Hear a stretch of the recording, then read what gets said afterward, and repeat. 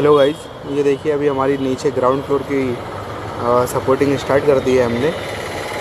आप लोग ऐसी सपोर्टिंग लगाते हैं जैसे मैं लगा रहा हूँ। ये देखिए मैंने कुछ सैंपल्स लगाए हैं।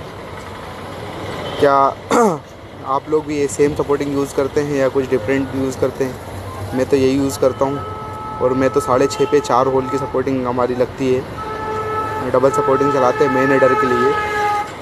अभी ये देखिए आप मार्किंग है, आगे आगे सपोर्टिंग अभी लगेगी। आप लोग एक बार कमेंट करके बताइए सही कर रहे हैं या गलत।